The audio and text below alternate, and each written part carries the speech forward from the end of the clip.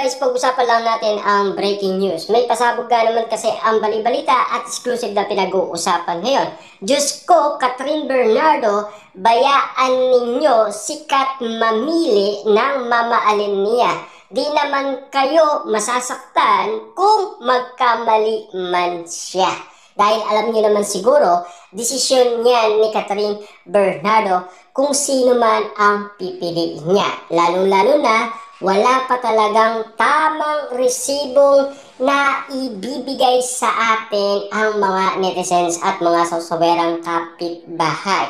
Yung nakita nila noon na spotted sa NAIA ay pinagdikit lang daw na sinasabing resibo at ebidensya na wala pa talagang magpapatunay, diba? Kaya nga naman kasi lahat ng mga sinasabing ngayon sa social media ay wala pa talagang closure ang relasyon ni Catherine Bernardo at Mayor Mark Alcala.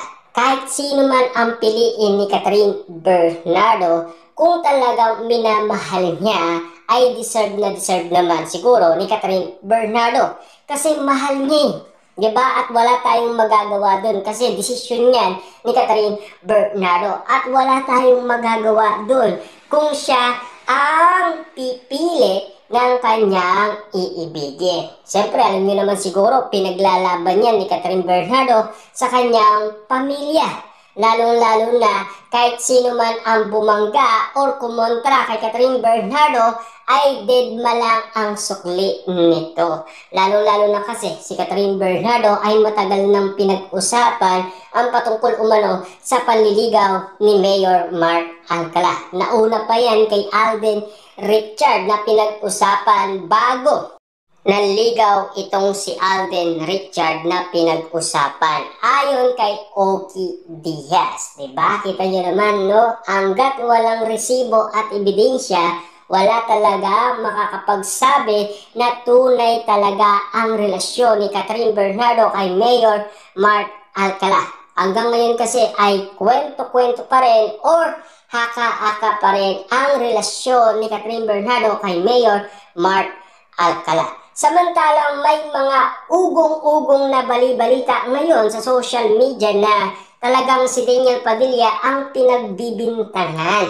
Kasi alam niyo naman siguro kung bakit, di ba? Dahil nagkaiwalay daw si Catherine at Daniel Padilla, samantalang last 2023, ang sinasabi nila, publicity lang daw. Kasi narinig nila noon si Daniel Padilla na nagsalita umano kung bakit nga naman kasi umina ang kanilang movie na The House of Us. Kasi natalo sila ng Hello, Love, Goodbye. Dahil paliwanag ni Daniel Padilla, bago lang at may spark, may kilig, at yung mga inahanap ng tao ay nandoon kasi. Samantalang nga naman kasi paliwanag ni Daniel Padilla, kapag matagal na kasi magsasawa ang karamihan, diba? Pero napakatindi naman kasi kung sakaling babalik sina Catherine Bernardo at Daniel Padilla sa paggawa ng movie. Pasabog yan, ika nga kasi ng bali-balita.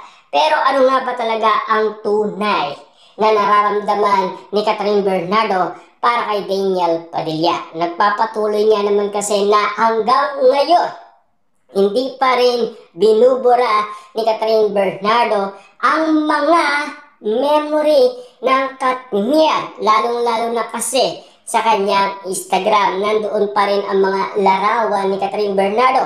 Ganon din naman kasi kay Daniel Padilla. Diba? Kita nyo naman, no? Ang daming pagkakataon na maraming nasisilayan ang mga Dilulo fans, lalong-lalo na mga netizens, mga sasawerang kapitbahay na hanggang ngayon kasi baka mananatili pa rin na magkaroon ng posibleng balikan kina Daniel Padilla at Catherine Bernardo. Nag-iintay lamang talaga ng tamang tiyempo ang mga Dilulo fans, mga netizens at mga susuwerang kapitbahay. Ika nga nila, kahit anong gawin ninyo, kung mahal ni Catherine Bernardo si Daniel Padilla at kung siya talaga ang nasa puso niya, wala tayong magagawa doon. At kung piliin man ni Catherine Bernardo si Mayor Mark Alcala, wala na tayong magagawa doon. Lalong-lalo na kasi si Daniel Padilla ay nagsalita na congrats! At siyempre, inala ng karamihan na baka pinaubaya na ni Daniel Padilla si Catherine Bernardo. Lalong-lalo na kasi sinasabi ng karamihan na baka hindi tamang tao si Catherine Bernardo para kay Daniel Padilla. Samantalang marami pa rin ang pinag-uusapan kay Daniel Padilla na wag sana munang magkaroon ng comeback movie kasi maayos ang karir niya ngayon. Kasi alam niyo naman siguro pinagkakaguluhan ngayon si Daniel Padilla. Di tulad ngayon kay Catherine Bernardo. Puro pambabatikos ang nararanasan ngayon ni Catherine Bernardo dahil sa pagkakaling niya umano kay Mayor Mark Alcala. Patindi ng patindi umano ang mga nagbabantay sa social media na iba't ibang mga netizens at mga sasuwerang kapitbahay para lang makita natin ang kanilang opinyon or mga reaction sa nangyayari ngayon kay Daniel Padilla at Catherine Bernardo.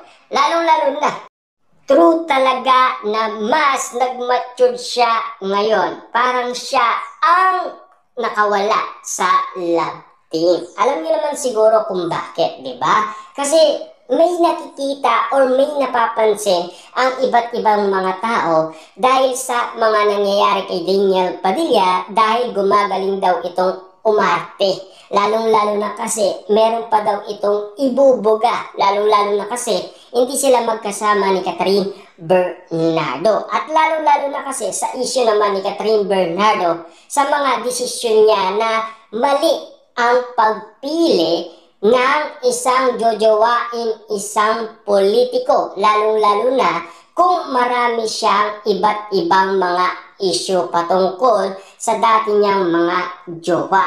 Parang meron talagang nalalaman ang mga netizens at mga sasuwerang kapitbahay patungkol sa mga nangyayari sa buhay ni Catherine Bernardo.